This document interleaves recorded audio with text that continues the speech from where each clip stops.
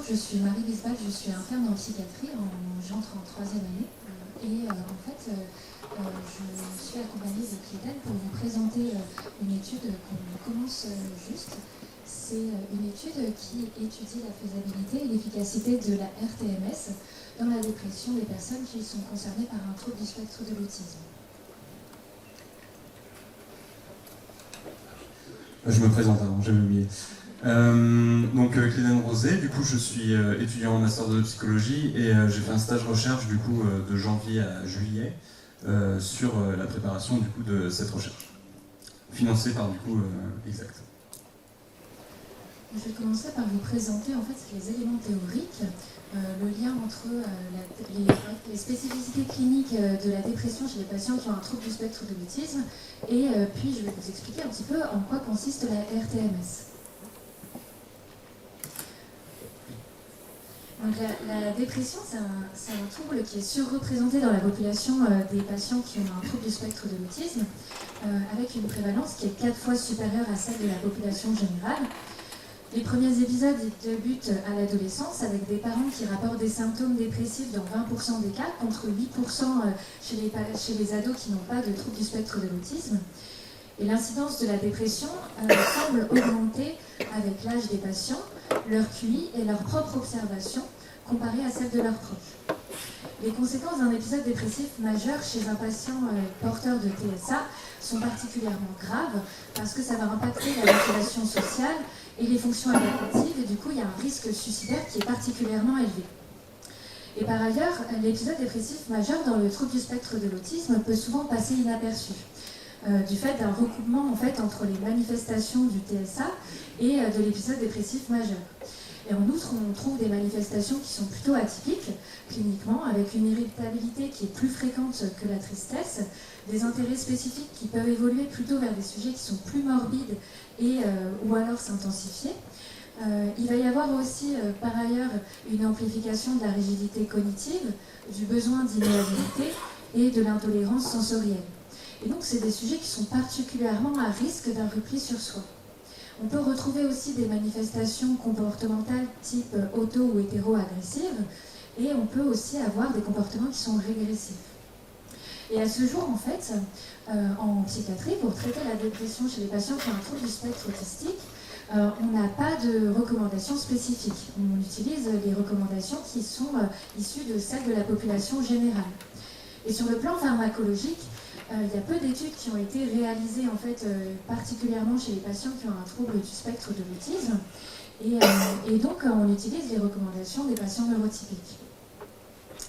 Et en fait, par ailleurs, en clinique, on peut voir qu'il y a des différences en termes d'efficacité et de tolérance pour traiter les patients qui ont un trouble du spectre de l'autisme en termes de pharmacothérapie.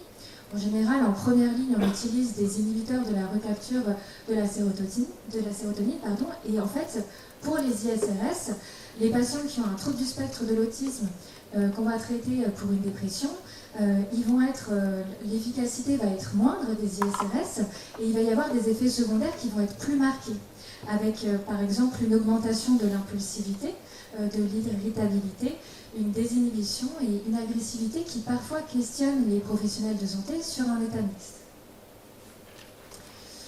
Et donc la question d'un traitement antidépresseur chez les patients qui ont un trouble du spectre de l'autisme, elle se questionne.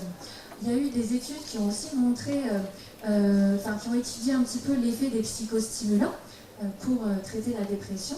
Et en fait, on constate des effets antidépresseurs avec les psychostimulants qui étaient plutôt modérés et uniquement chez les personnes qui présentent un TSA et aussi un TDAH, trouble déficitaire de l'attention avec ou sans hyperactivité. Sur le plan psychothérapeutique, par ailleurs, il est préconisé une approche qui est multimodale, multidisciplinaire et qui est adaptée au profil cognitif et émotionnel du patient. Et ça va associer du coup la thérapie cognitivo-comportementale, la psychoéducation et le mindfulness, en se basant du coup sur des thérapies qui, encore une fois, sont validées chez les patients qui sont neurotypiques, déprimés. Il y a peu d'études contrôlées qui ont été réalisées dans la prise en charge des épisodes dépressifs majeurs chez les patients qui ont un trouble du spectre de l'autisme.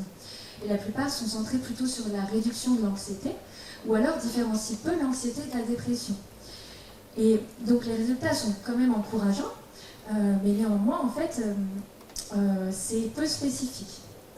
Et donc, en fait, on a entamé ces études aussi pour établir des stratégies thérapeutiques qui pourraient être plus spécifiques et donc plus efficaces sur les patients qui ont un trouble du spectre de l'autisme et qui, en même temps, sont plus abordables en termes d'effets secondaires et de tolérance.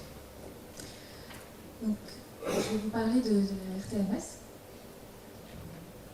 Donc la stimulation magnétique transcrânienne répétitive, la RTMS, c'est un traitement en fait qui a été développé comme traitement adjuvant ou comme alternative du traitement médicamenteux dans la dépression résistante chez les patients en fait, issus de la population générale.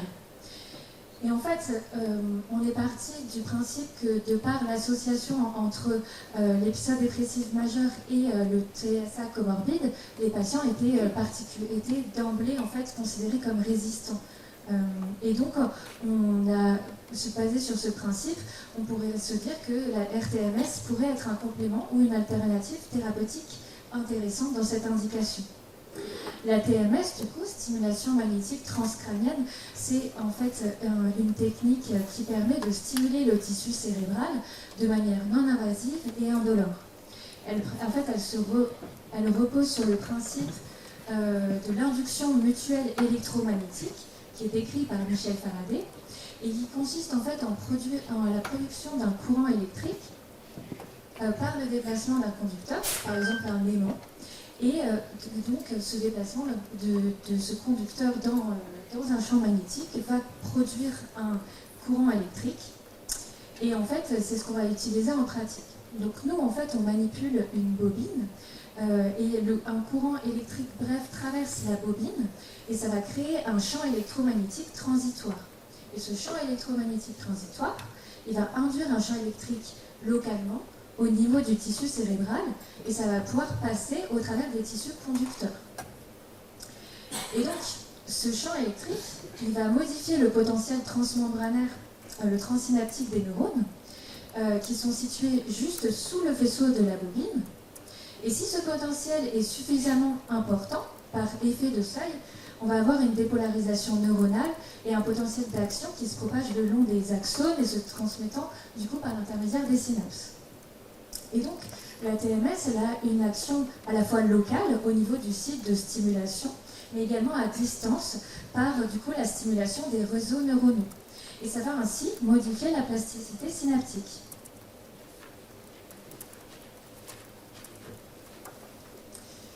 Et donc du coup, en fait, nous on parle de protocole de RTMS. Les protocoles de RTMS, ils sont différents en fonction des paramètres de stimulation, que ce soit la fréquence, l'intensité ou le nombre de pulses, mais aussi de la cible de stimulation, qui va être différente en fonction de l'indication de traitement, de la bobine de stimulation et de la répétition des trains de stimulation.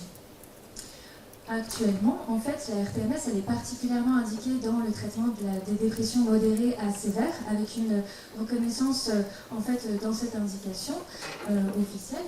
Et aussi, on peut l'utiliser par ailleurs dans les troubles obsessionnels compulsifs pour traiter des symptômes négatifs de la schizophrénie et aussi pour traiter les hallucinations auditives persistantes. Et donc en fait, aussi ce qu'on a pu remarquer, c'est que la RTMS, en plus d'améliorer du coup les symptômes typiques, la tristesse de l'humeur par exemple, on peut aussi avoir une amélioration des fonctions exécutives et qui sont particulièrement impactées en fait dans la dépression. Et les personnes concernées par le trouble du spectre de l'autisme, sans handicap intellectuel, ils peuvent présenter, indépendamment d'un syndrome anxio-dépressif, des altérations des fonctions exécutives. Et donc, en fait, il y a déjà des études qui ont montré que les fonctions cognitives pouvaient être améliorées par la RTMS chez les patients qui ont un trouble du spectre de l'autisme et qu'elle était plutôt bien tolérée. Donc, encore une fois, en fait, on se dit que ça pourrait être une bonne perspective, une possibilité thérapeutique qui pourrait être intéressante, bien tolérée et qui pourrait jouer sur plusieurs fronts dans la dépression chez les patients qui ont un trouble du spectre de l'autisme. Et donc pour un peu étayer tout ça, on a regardé un petit peu les études qui existaient déjà pour traiter la dépression chez les patients qui ont un trouble du spectre de l'autisme et notamment par la RTMS. Il y a 2 études à ce jour qui ont été effectuées.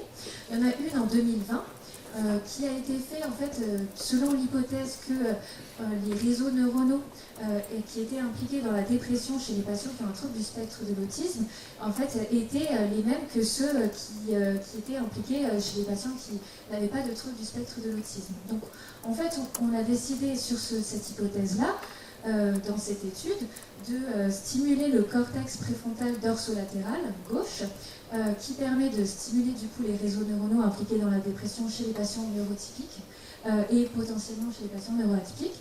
Et on a aussi du coup cette étude, au cours de cette étude, ils ont utilisé des protocoles en fait de traitement qui sont couramment utilisés pour traiter la dépression chez les patients neurotypiques. Et en fait, ils ont pu observer des résultats positifs avec des scores de dépression qui étaient abaissés et un taux de rémission de 40%. Il y a une étude plus récente en 2023 qui aussi concorde avec ces résultats, où en fait ils ont aussi ciblé du coup le cortex préfrontal dorsolatéral gauche impliqué dans la dépression. Ils ont utilisé un autre protocole, le protocole ITBS. Et en fait, le protocole ITBS, c'est des pulses qui sont intermittents, donc I comme intermittent. Et c'est considéré comme potentiellement mieux toléré parce que en fait, ça correspond à nos rythmes, c'est plus proche de nos rythmes naturels de dépolarisation neuronale. Et donc du coup, effectivement, cette étude a pu montrer une efficacité et une tolérance avec une seule plainte d'un patient au niveau du site de stimulation. Après ces 2 études, en fait, elles présentent quand même des limites qu'on a pu constater. L'échantillon était plutôt petit, il n'y avait pas de randomisation, il n'y avait pas de neuronavigation. Et en fait, il n'y avait pas d'études, par exemple, de l'impact sur les fonctions exécutives, sur les fonctions attentionnelles. Et les symptômes de la dépression chez les patients qui ont un trouble du spectre de l'autisme qui sont plus spécifiques, comme l'irritabilité ou les comportements répétitifs augmentés, en fait, ça n'a pas forcément été étudié dans ces études. Donc on se dit pourquoi pas aussi faire cette étude pour étudier l'impact de la RTMS sur ces spécificités-là. Et donc en fait, sur toutes ces observations, on a choisi le protocole du coup ITBS et on l'a choisi du coup selon un mode accéléré à haute dose. C'est un protocole en fait spécifique qui a été créé par en fait l'équipe de Cole en 2020 et qui a pu montrer des résultats dans la population qui avait un trouble du spectre de l'autisme et qui était déprimée. Et en fait, c'est particulièrement efficace, bien toléré. Et puis, ça a cet avantage que, de par l'effet très accéléré et à haute dose, en fait, on va avoir une réduction du temps de traitement de 30 jours à 5 jours. Et donc, en fait, on en arrive du coup au protocole qu'on a choisi. Et puis aussi, par la suite, il faut rajouter que on a décidé de faire de la neuronavigation pour pouvoir être le plus précis possible dans la stimulation des réseaux neuronaux impliqués dans la dépression. Et donc, en fait, ça c'est Clément qui va vous expliquer un petit peu comment marche ce protocole. Donc à partir de ces soubassements théoriques, on a du coup établi une méthodologie à partir d'une population du coup de 25 patients qui ont un TSA et présentent un épisode dépressif majeur. Là, je me rends compte qu'il y a beaucoup d'acronymes, ce qui est très contradictoire vis-à-vis de ce que je disais juste avant sur l'accessibilité du langage. Donc, avec une MADRS qui est une échelle de dépression supérieure à 20, des patients âgés de 18 à 65 ans, et qui ne présentent pas de troubles du développement intellectuel, ni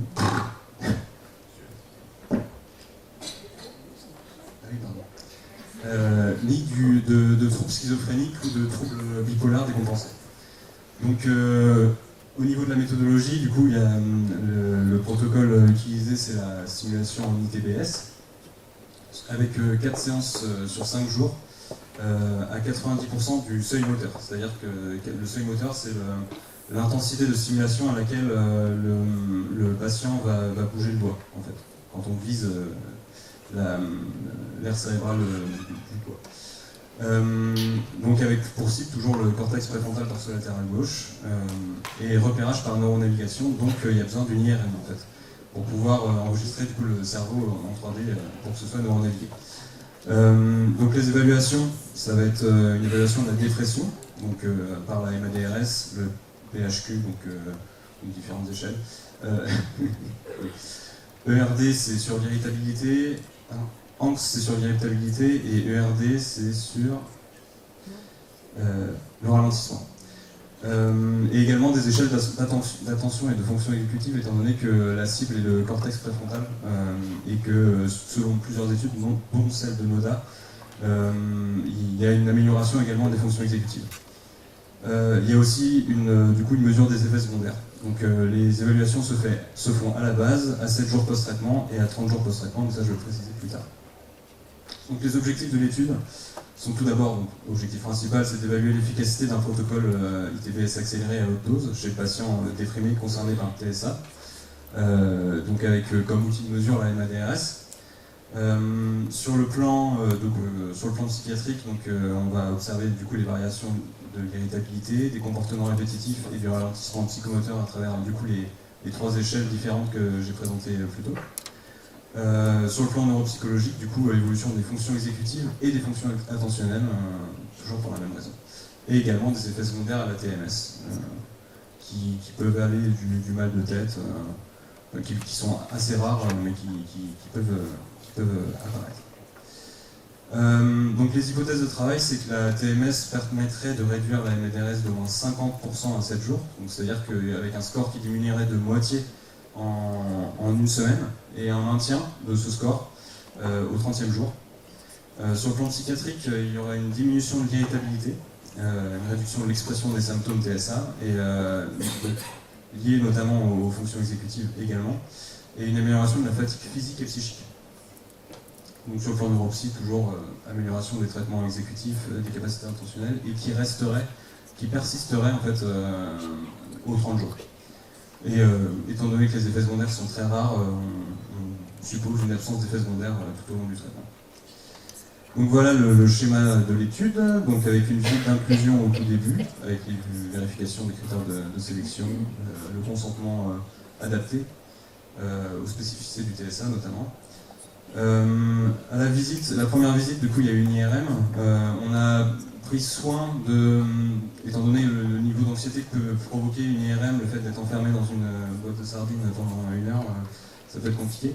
Donc on a pris soin du coup de proposer un schéma sous le modèle de santé BD, donc qui explique étape par étape le protocole de l'IRM.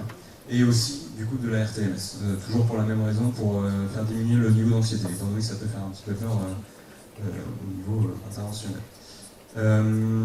Donc AT1, du coup il y a le début de la cure TMS avec 4 séances par jour pendant 5 jours. Donc les séances durent 10 minutes et sont séparées de 50 minutes de pause entre chaque séance. Et une échelle d'effets secondaires après chaque séance. Ensuite, à la fin du traitement, donc 7 jours après, il y a une évaluation psychiatrique et neuropsychologique, donc toujours avec les échelles que j'ai présentées plus tôt, et la même chose 30 jours plus tard. Et du coup maintenant, donc le CPP a été obtenu en août 2024, donc après de longs mois de rédaction. Et on a ouvert le centre du coup le 6 octobre 2024, et pour l'instant du coup on a un patient inclus qui est sur la liste d'attente pour l'IRM, et un patient via le CRA en cours d'inclusion et 2 patients via le CHGR. Et voilà.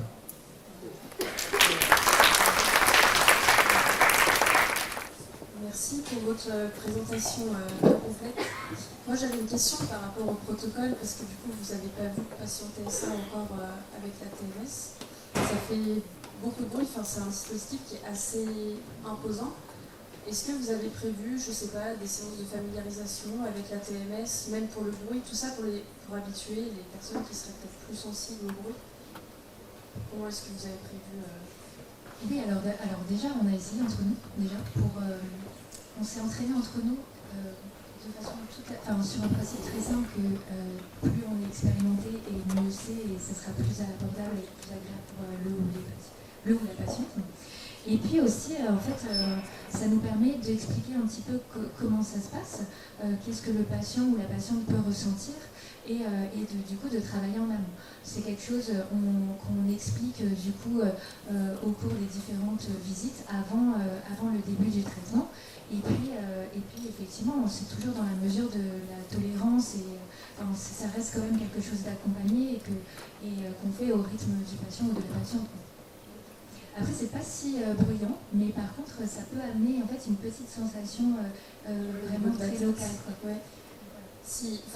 On a eu un projet européen, STIPET, qui évaluait les effets de la TDCH chez les enfants à TSA, et on avait des passages où on passait des IRM pour voir les effets de la TDCS. Et nous, ce qu'on avait fait pour les enfants et adolescents, c'est qu'on avait enregistré les bruits d'IRM et on les avait présentés lors du premier contact pour qu'ils puissent se rendre compte du bruit que ça fait. Voilà, si jamais ça peut vous permettre peut-être de le faire pour ça. Il y a eu beaucoup de travail de fait autour de l'adaptation au TSA pour les IRM. Il y a notamment des barres qui défilent pour voir le temps, des barres lumineuses. Il y a beaucoup de travail donc pour TSA et pour tout le monde finalement, parce que ça peut être très anxiogène pour tout le monde. Merci. Merci. On va passer aux 2 derniers témoignages qui sont des bourses de congrès.